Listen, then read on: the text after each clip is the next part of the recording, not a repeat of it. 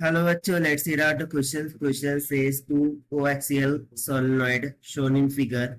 If key of primary is suddenly opened, then direction of instantaneous induced current in resistance R, which connected in secondary. So यहाँ पर आप diagram में देख सकते हैं दो कोएक्सियल सोलेनॉइड दे रखे हैं।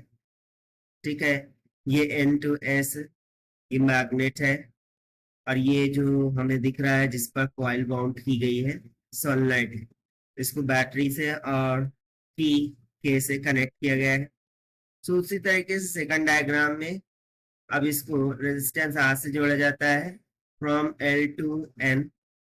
सो हमें बताना है कि यदि हम कुंजी के को प्रेस कर दें, यानी कि ओपन कर दें, तो उस टाइम पर जो direction of instantaneous induce current होगा थ्रू आउट द रेजिस्टेंस वो क्या होगा। तो चलिए स्टार्ट करते हैं सॉल्यूशन से। But before of it, let's talk about the key concept which we are going to use here for this question. So basically, यहाँ पर हम लेंस लॉ का कॉन्सेप्ट यूज करने वाले हैं। So basically according to Lenz law, जो Lenz law होता है वो जो समझ लीजिए इस तरीके से कॉइल है, ठीक है, उसमें से करंट फ्लो हो रहा है I. So due to flow of current इस कॉइल के अक्रॉस में क्या प्रोड्यूस होगा, मैग्नेटिक फ्लक्स होगा, प्रोड्यूस होगा। ठीक है, अब ये जो मैग्नेटिक फ्लक्स है वो इसी कॉइल के अक्रॉस में एक खुद का इंड्यूस करंट इंड्यूस करेंगे, जो कि इस फ्लो ऑफ करंट को क्या करेगा, अपोज करेगा। ठीक है, वो इस फ्लो ऑफ करंट को अपोज करता है।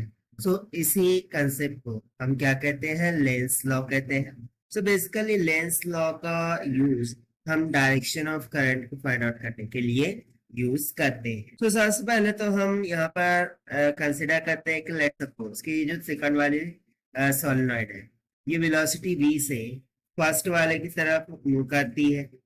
अब यदि मैं यहाँ पर इलेक्ट्रिक फील्ड की डायरेक्शन देख, तो देखिए करंट की डायरेक्शन क्या है, अपवर्ड डायरेक्शन में। सो इधर इलेक्ट्रिक फील्ड की डायरेक्शन हो जाएंगी। ठीक है, उसी तरीके से यहाँ पर देखो तो करंट की डायरेक्शन डाउनवर्ड डायरेक्शन में, सो इलेक्ट्रिक फील्ड इस जानिब हो जाएंगी। ठीक है, क्योंकि हमें पता है कि यदि electron negative to positive flow होता है तो इलेक्ट्रिक फील्ड उसका अपोजिट पॉजिटिव निगेटिव फ्लो होती है। तो उस कारण से ये डायरेक्शन हमने यहाँ पर पता लगा। अब ये तो हो गया direction of electric field. So current in the first circuit is flowing in clockwise direction, जैसे कि आप यहाँ पर देख सकते हैं। So when second loop coming closer to the first loop, so with some velocity, then magnetic flux changes according to the Lenz law into the second circuit and EMF will be induced. यानी कि जैसे ही हम second coil को first coil की तरफ v velocity से लेकर आते हैं, सो इसमें फ्लक्स का इंड्यूस होता है। So due to induce flux there will be an induced EMF, और उसका आंसर फिर इंड्यूस EMF होगा। And due to induce EMF current will start flow, और फिर इसमें से जो है तो करंट फ्लो करना स्टार्ट कर देंगे। Now the direction of magnetic field in the second circuit, यदि हम डायरेक्शन ऑफ मैग्नेटिक फील्ड की बात करें, so the direction of magnetic field in second circuit and EMF induced basically will oppose the direction of the direction of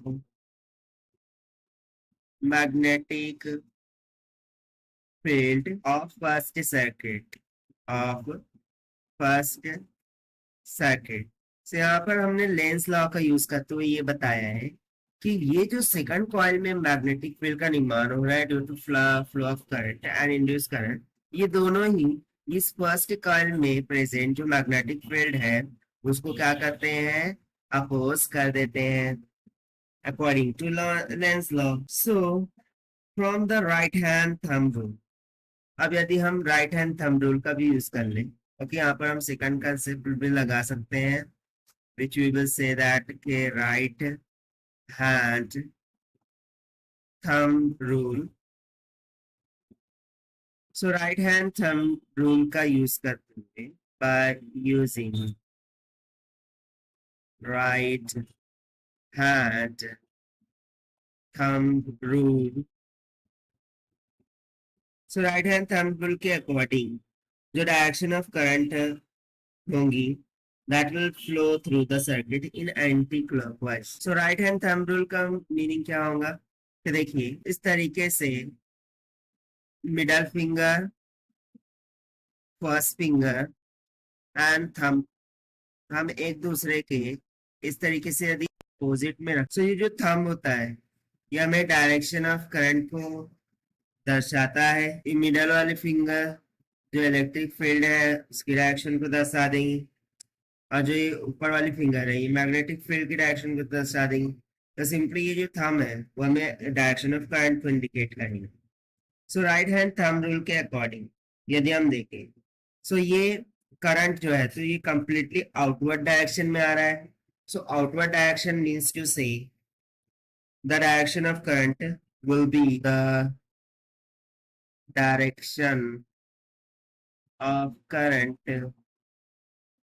is anti-clockwise